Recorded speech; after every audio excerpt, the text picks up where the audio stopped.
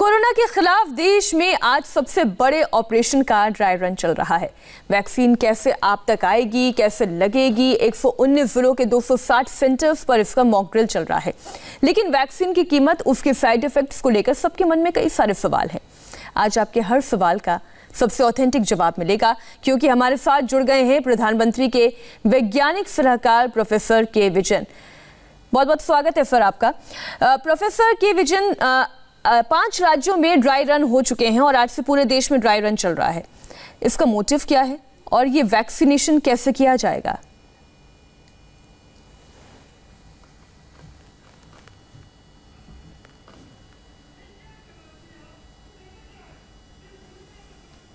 Dry run बहुत ज़रूरी है। जो भी आप करते हैं, इम्तिहान हो या टेस्ट मैच हो या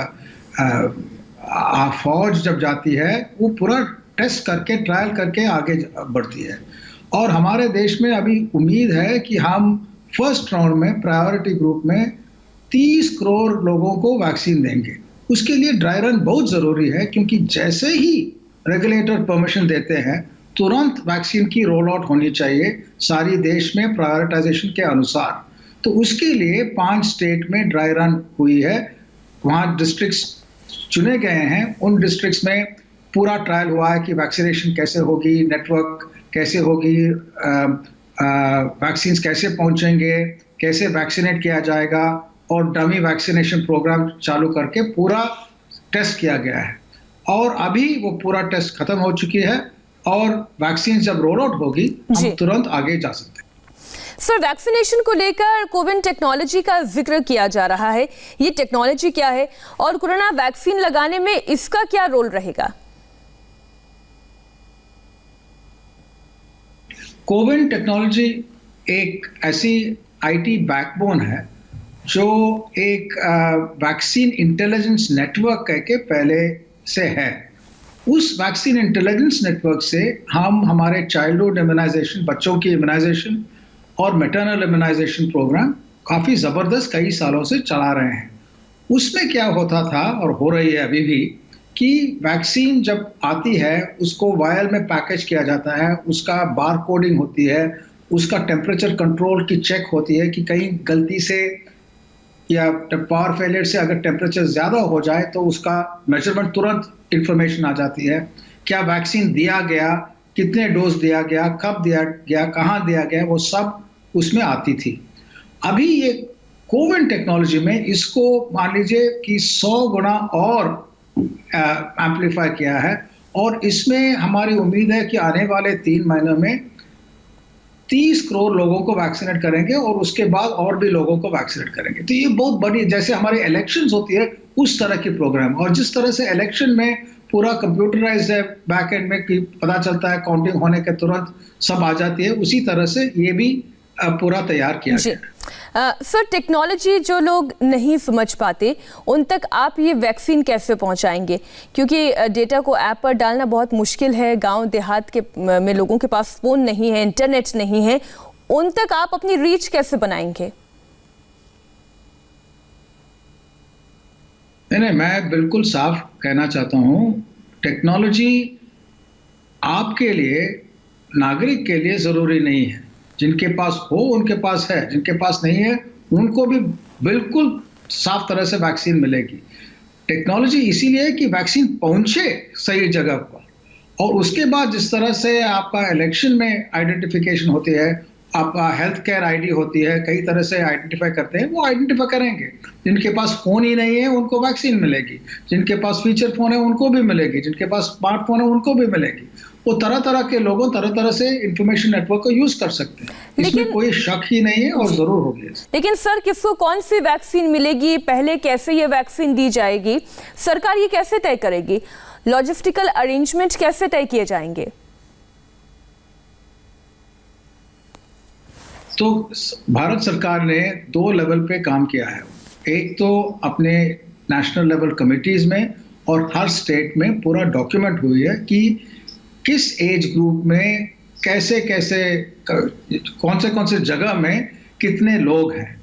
और ये भी तय किया है कि फ्रंटलाइन वर्कर्स जो करीब 2 करोड़ हैं, हेल्थ केयर वर्कर्स करीब 1 करोड़ हैं, और ये जो हमारे 50 साल के ऊपर उम्र वाले लोग करीब 26 करोड़ हैं, इन लोगों को पहले दिया जाएगा। इनका पूरा डॉक्यूमेंटेशन कहाँ इस उम्र के लोग, इस फ्रंटलाइन वर्कर्स और हेल्थ केयर वर्कर्स कहाँ हैं, क्या है, उनका भी डॉक्यूमेंटेशन हो चुकी है। तो पूरा स्टेट से लेके गांव तक जिनको पहले चाहिए वैक्सीन, उनको मिलेगी और जल्दी ही मिलेगी। इस वैक्सीन को पहुंचाने के लिए कोल्ड चेन की बार बार चर्चा हो रही है, तो कोल्ड चेन की ज़रूरत क्या बहुत ज़्यादा है और क्या हमारे देश में इसके लिए इंफ्रास्ट्रक्चर तैयार है? कोल्ड चेन, अभी जो वैक्सीन आने वाले हैं उनका कोल्ड चेन का पूरा तैयारी बिल्कुल पूरी तरह से है, उसमें कोई दिक्कत नहीं है। और पहले 3 महीने में वैक्सीन की मैन्युफैक्चरिंग कैपेसिटी जैसे बढ़ती है, पूरी कोल्ड चेन है। सेकेंड और थर्ड क्वार्टर में, दूसरे और तीसरी क्वार्टर में ये कोल्ड चेन की रिक्वायरमेंट्स और हो सकती है, जैसे वैक्सीन की सप्लाई भी बढ़ जाती है, तो तब तक ये पूरी तरह से तैयार हो जाएगी। तब तक भी ये हो सकता है और भी वैक्सीन आए जिनका कोल्ड चेन का डिमांड जो है इससे भी कम टेम्परेचर की डिमांड हो। उसमें इतनी कष्ट नहीं है जितना लोग कहते हैं कि -20 डिग्री या -70 डिग्री का फ्रीज़र हमारे पास है कई जगह में, जो बहुत ज़्यादा कोल्ड टेम्परेचर में चाहिए, उस तरह के फ्रीज़र कई जगह में डाले जा सकते हैं। अगर उस तरह के वैक्सीन आते हैं, वो अभी नहीं आएंगे, थोड़े बाद में आ सकते हैं, तब लोग वैक्सीन के पास जाएंगे और जो साधारण टेम्परेचर में, रेफ्रिजरेटर के टेम्परेचर में वैक्सीन हैं, वो हर जगह पहुंच सकती है और वैक्सीन लोगों के पास जाएगी। इस तरह से पूरा कवरेज हो सकती है। अभी जो है प्रायोरिटी ग्रुप्स को देने में गवर्नमेंट का फोकस है और वो उसके लिए कोल्ड चेन की तैयारी पूरी तरह से है। डॉक्टर साहब, सीरम इंस्टीट्यूट में वैक्सीन की 1 मिलियन डोसेज तैयार हैं, जो जानकारी मिली है। इन्हें दूसरे देशों को भी वैक्सीन देना है, क्या ये कमिटमेंट है? और अगर ये कमिटमेंट है तो सरकार इसे किस तरह से देख रही है?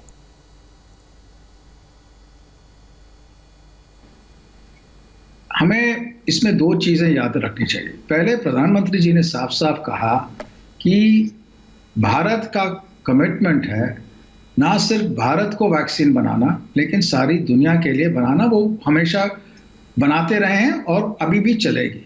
दुनिया में बच्चों को यूनिसेफ के प्रोग्राम से 3 वैक्सीन में से 2 वैक्सीन हिंदुस्तान में बनती है। ये गर्व की बात है और इसको चालू रखना है, क्योंकि हमारा ये कमिटमेंट है। ये वैक्सीन का याद रखिए, ये वैक्सीन ऑक्सफोर्ड, एस्ट्राजेनेका और सीरम इंस्टीट्यूट का पार्टनरशिप है। भारत बायोटेक और जाइडस कैडिला हिंदुस्तानी वैक्सीन है। सब वैक्सीन जो यहाँ बनते हैं या बाहर से कोलैबोरेशन बनते हैं, हम यहाँ के लोगों को देंगे और बाहर के लोगों को भी देंगे। दूसरी बात हमें ध्यान रखना चाहिए कि जब तक सब लोग सुरक्षित नहीं है, कोई सुरक्षित नहीं है। ये नहीं है कि मैं वैक्सीन लेके जाऊं और मैं सुरक्षित हूं, क्योंकि ऐसा होता है कि वैक्सीन का काम यह है कि पूरा कम्युनिटी को सुरक्षित करना, ट्रैवल को अलाउ करना, लोग बाहर से यहाँ यात्रा कर सकते हैं, हम दूसरे जगह जा सकते हैं। इसके लिए कम्युनिटी लेवल पे इम्यूनिटी होनी चाहिए। ये बहुत साइंटिफिकली बहुत इम्पोर्टेंट है। इसके लिए सारी दुनिया को वैक्सीन मिलना बहुत ज़रूरी है। तो ये नहीं है कि सिर्फ हमें वैक्सीन दे दें या यूके या यूएसए उनको ही वैक्सीन ले लें और बाकी लोग जो करें करने दें, ऐसा नहीं हो सकता है। जी, एफिकेसी यानी इफेक्टिवनेस को लेकर भी डॉक्टर साहब सवाल उठ रहे हैं। ये वैक्सीन कितनी इफेक्टिव होगी?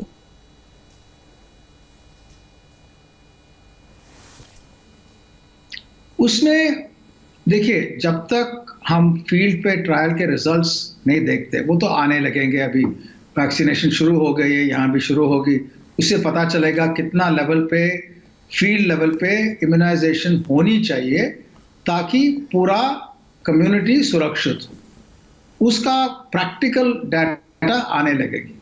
अब तक जो आया है, जो फेज 3 के ट्रायल कहते हैं, उससे डाटा आया है।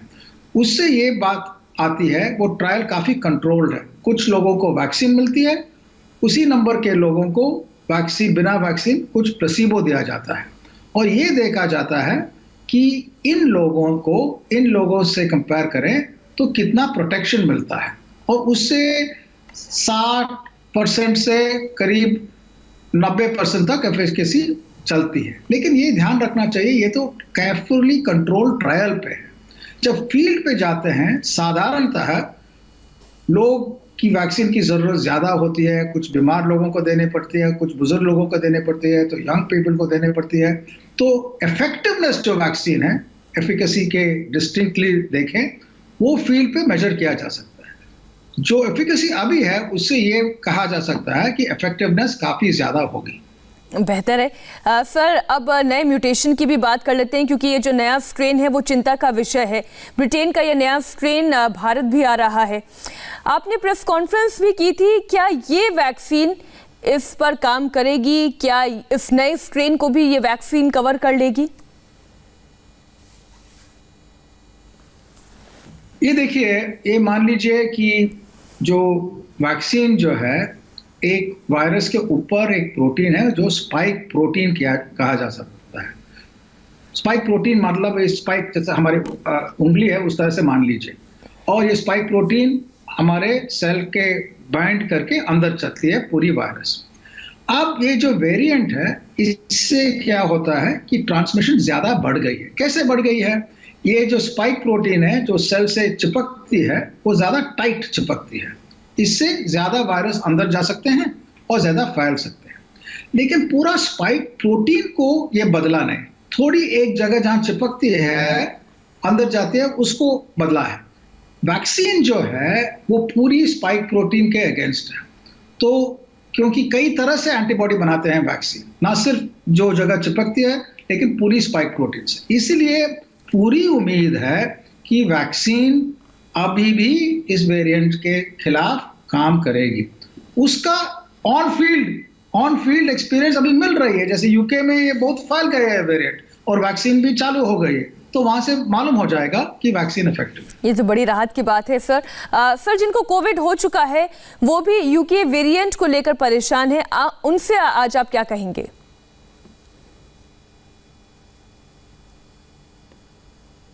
वो उनको डरने की जरूरत नहीं है, लेकिन उनको भी ख्याल रखना चाहिए। दो कारण है। एक तो जिनको कोविड हो चुकी है, वो उनको ये वेरिएंट फिर से नहीं आएगी, लेकिन उनको जो हो गई है, उनका इम्यूनिटी लेवल्स बहुत कम से काफ़ी ज़्यादा उस पूरी रेंज में होगी, और मालूम नहीं है कितने रेंज। इसीलिए उनको भी वैक्सीन मिलेगी, वो उनको भी फिक्र करने की कोई ज़रूरत नहीं है। और ये जो नई वेरिएंट है, वो एक बार अगर आपको आ गई, अगर दुनिया में अब तक एविडेंस है कि जब अगर एक बार कोविड आ गई, वो दूसरी री इन्फेक्शन जो है ज़्यादातर नहीं होती, अगर होती तो बहुत कम जगह अब तक एविडेंस है। तो उसके बारे में फिक्र करने की कोई ज़रूरत नहीं। सर, अब आपके एक ट्वीट का हम जिक्र कर लेते हैं। आपने एक ट्वीट किया, साइंस को आम लोगों के नज़दीक लेकर आना है। ज़रा आप इसे समझाइए, आपके कहने का मतलब क्या था?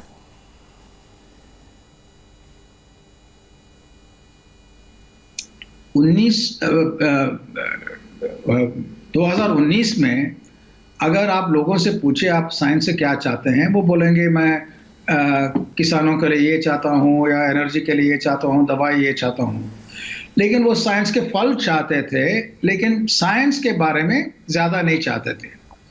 2020 में ये बदलाव आई है कि लोग न सिर्फ साइंस के फल मांग रहे हैं, लेकिन साइंस भी मांग रहे हैं, रिसर्च भी मांग रहे हैं।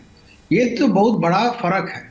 साइंटिस्ट भी पहले कहते थे कि हमें रिसोर्स दे दीजिए, हमें मालूम नहीं है कब लोगों को फायदा होगी, 1 साल में होगी, 10 साल में होगी। अभी साइंटिस्ट एक साथ आके लोगों के लिए तुरंत काम किए हैं। तो अभी आगे जाके हमारे सामने एक बड़ी बारी एक प्रश्न है कि किस तरह से हम साइंस में इन्वेस्ट करें भविष्य के लिए, लेकिन साथ साथ अभी के लिए भी फल आए रिसर्च से। और ये कैसे करें, इसका आंसर आया है 2020 में। ये एग्रीमेंट साइंस और जनता के साथ चालू रखना चाहिए, एक बॉटम अप एफर्ट से, जिससे साइंस और विज्ञान और जनता एक साथ आए।